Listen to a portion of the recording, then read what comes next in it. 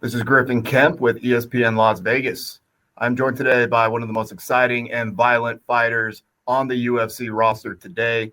He's a fighter with a professional record of 14 wins, 6 losses, 1 no contest. He's the number 4 ranked light heavyweight contender in the UFC, and he will be fighting this Saturday on the main card at UFC 320 inside the T-Mobile Arena. The Warhorse, Khalil Rountree Jr. Khalil, how you doing? I'm doing well, man. Thank you. And great introduction. I appreciate that.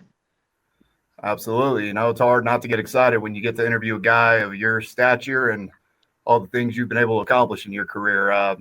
Starting off, I just want to ask, how was training camp going into this fight week, and how are you feeling just a couple of days away from UFC 320? Training camp was good.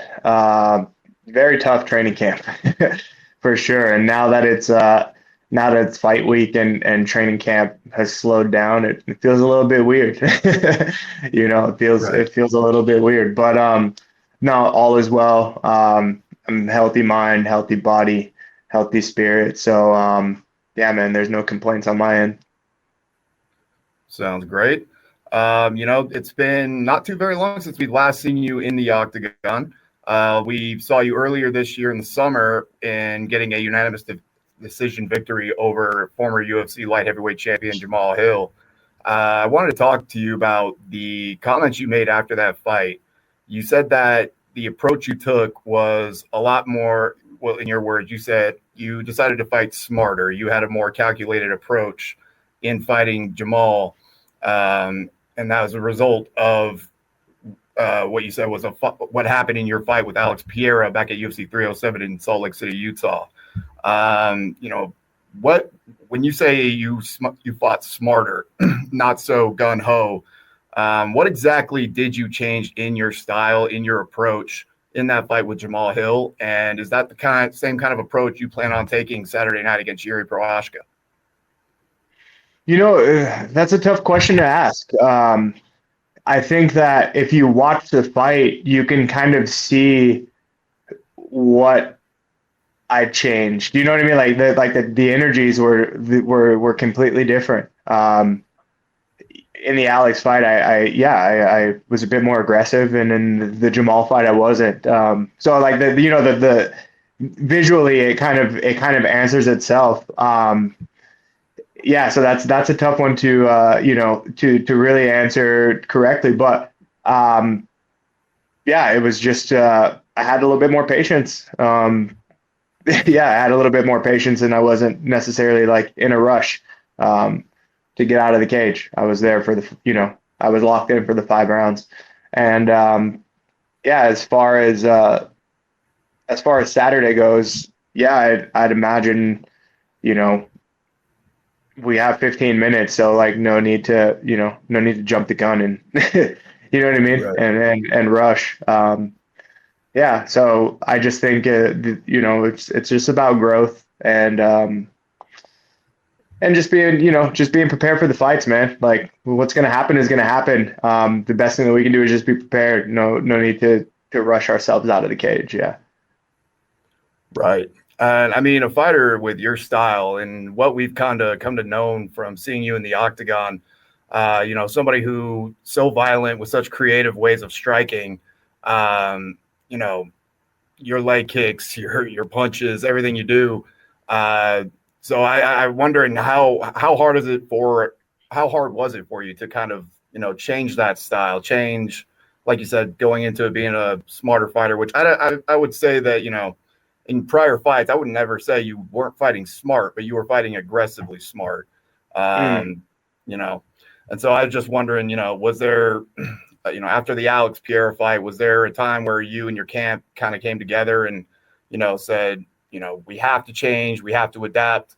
What was that process like? And, how are you feeling after that Jamahal Hill fight? And then during this training camp leading into Jiri Procházka, how are you feeling just overall with where you are at as a fighter and your, I guess, philosophy when it comes to entering that cage? I don't think that there was much, input from my coaches as far as me needing to change too many things. I think in the Alex fight, I think, my coaches really saw it as a good fight and a good challenge. You know what I mean? And just things happen, and I took some damage, in the end of the third and beginning of the fourth. So that was more of a personal thing. The approach, being smarter, stuff like that. That was all just personal. When I go back and reflect and think about being in there and in the moment, what was my mind doing, blah blah blah. So the idea to approach the Jamal fight smarter and stuff, that was all just personal. Self critique, like that type of thing. Yeah. And then after the Jamal fight, I feel good. I'm happy with how the performance went. I'm happy with how I performed that night, and that was a big win for me. And to do it in that way, it meant a lot. And so now, in between the Jamal fight and now, again, I'm just thinking about progression. I always think about how can I get better, what can I adjust to keep the train moving forward. Right. The Warhorse, Khalil Rountree Jr., he is here with us on ESPN Las Vegas. Don't forget to purchase the pay-per-views for this Saturday's UFC 320 card taking place at the T-Mobile Arena right here in Las Vegas, Nevada. Don't miss it. One of the most exciting cards of the year. So, as we said, Khalil, you will be facing another former UFC light heavyweight champion in Jiri Procházka. When we come to talk about styles, it's hard to find a guy who has a more unorthodox style than Jiri. That's been a big story and narrative around his career is just, how crazy and how unprepared his opponents seem to be when they enter into the cage with him, not knowing really how to approach going against a style like that where, his hands are down a lot of the time and he's relying a lot on head movement and full body movement overall in his fights. What are you expecting to see when you face Jiri this Saturday? And do you feel that you could possibly see something different from Jiri that we haven't seen before? I think there's a slight possibility to see something different. But I'm expecting for him to come out and fight the way he does. Every single, thing that you just used to describe him and how the fans see everything and unorthodox head movement, body movement. I mean, that's what I expect. With, a slight element of there's probably something different in there that we haven't seen. And so, I've just done my best to, just prepare for all of the above. That's like literally all I can say, honestly, without, making anything up. That's how I see it. Right. Well, in that main event at UFC 320, a couple fights after you and Jiri will take the cage, we are going to see a rematch between the former champ Alex Pereira taking on the current reigning UFC light heavyweight champion Magomed Ankalaev. This is a rematch fight from their fight earlier in this year where Magomed was able to get the decision victory over Pereira and become the new champion. You were in the cage with Alex Pereira. You fought him at UFC 307, like we said, up in Utah. I had the privilege of being able to actually sit cage side for that fight and be able to watch up close your guys' main event. I don't know how much of that fight you watched between Magomed and Alex Pereira in that first one, but was there anything, maybe if you caught the fight live or if you watched clips from it afterwards, what would you say Magomed did that was really the most effective in securing that victory over a guy in Pereira who, ever since he entered into the UFC has been just a comet, has been, a spectacle. Everybody's seeing the great accomplishments he's done both at middleweight and light heavyweight. Then he goes into the cage with a guy in Magomed Ankalaev and ultimately suffers his first loss at light heavyweight. What did you think Magomed did in that fight that really made the difference? And do you think we possibly could see a similar performance from both men at the main event in UFC 320? I watched the fight. Yeah, I was there, and I didn't see anything. I didn't see that he did anything like special, like I really don't know. That fight to me was a big surprise. I didn't expect it to really go that way, but it's not like I didn't see anything, you know, that he was doing that was like, oh, okay,. This is what's working. My perspective is I didn't really think that Alex was fully there that night. So let's see what happens Saturday. And, if it goes the same way, then maybe Magomed is doing something and I'm just not seeing it. But yeah, it was a shocker to me. Right. All right. Once again, this is Khalil Rountree Jr. here with us on ESPN Las Vegas. UFC 320 will be taking place this Saturday night at the T-Mobile Arena right here in Las Vegas, Nevada. Be sure to purchase the pay-per-view. Don't miss one of the most exciting cards of 2025. I don't want to take the attention too far away from this week, and you got a big fight coming up on Saturday, but, I just have to ask you about, this UFC White House card taking place next year. It's with the date still somewhat far away, it feels like it's one of the bigger topics in combat sports right now, with a lot of people so curious about what this card's going to be, who's going to be on it, what it overall is just going to look like once, we've seen renderings, but what will it actually look like in front of the White House for this, this once a lifetime type of event. How much have you heard about the card from either Dana White, the UFC brass? And do you have any interest in being considered to be put on that card and fight on the lawn of the White House? Yeah, I haven't heard anything internally. I think I'm just like the rest of the world. Like I've only seen the renderings. And yes, there are headlines and stuff that come up about it. And I know that there are a bunch of fighters that are kind of campaigning to be, to be on the card. I personally have no interest in being on that card. It just seems like a lot. It just seems like a lot. Like just the whole setup, like cool event for the fighters that do want to be on it, and for just like, for it being the first of its kind and all that stuff. Like I'm not against it. Like I think the idea is great and all that stuff, but do I want to be on the card? No, I'd rather just be a spectator. And cheer for the guys who are making history. Absolutely. Yeah. Being part of it's great, but at the same time, it is also a once in a lifetime opportunity to be able to sit and just enjoy and watch that type of event take place. So 100%. Completely understand where you're coming from on that one. Yeah. Awesome. And then, UFC 320, you're going to be taking on Jiri Procházka. Big fight, nothing to look. Yuri's definitely not a guy you look past or look, to the next fight whatsoever. But just curious, obviously your goal is probably to get back into title contention, be able to be back in that cage fighting for a UFC championship. Are there any other goals you have currently right now for your career other than just obviously becoming the champion of your division? Are there other things you want to accomplish in the time you have in the rest of your career going down the line? Yeah, I mean, outside of,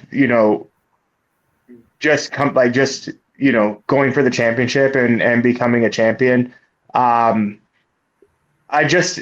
like to be able to get to a point where I'm able to do something like meaningful for the locals here in Vegas, or whether it's like schools getting people involved in martial arts, maybe some type of foundation, that funds, kids getting into martial arts or some type of fitness, maybe teenagers. I want to be able to make some type of a difference, because it's not every day that people get the opportunity to be on a stage like the UFC.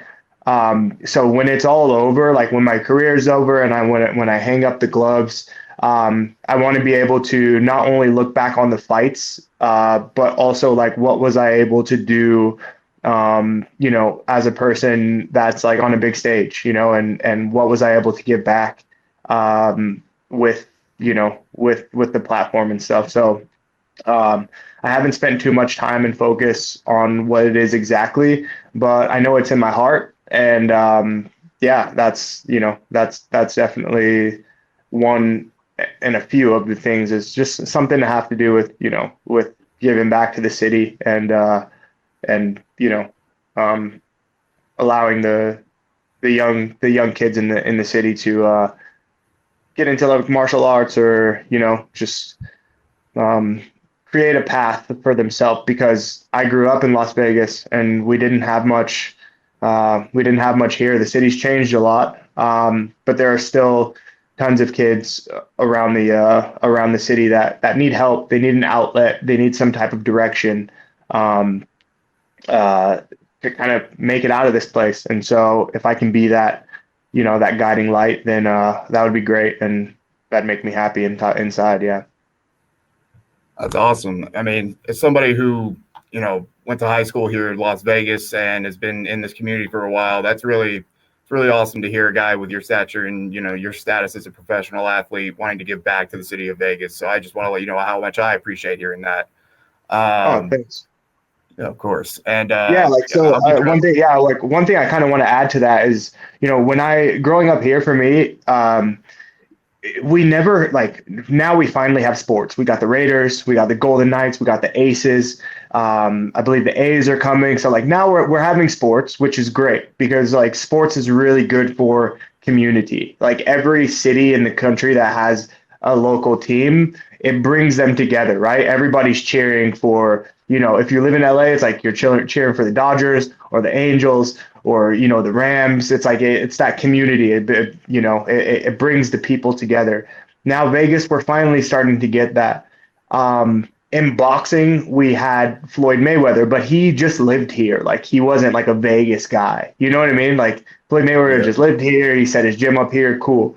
But like I'm from Vegas, like I've been here since I was 5 years old. I went to every, it's from 5 years old to graduating high school, like this is my home.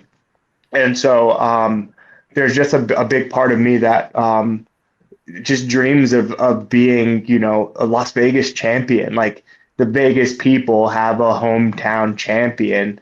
I just find that, I find that very inspiring. So it's one of the, it's one of the things that that I aspire to be.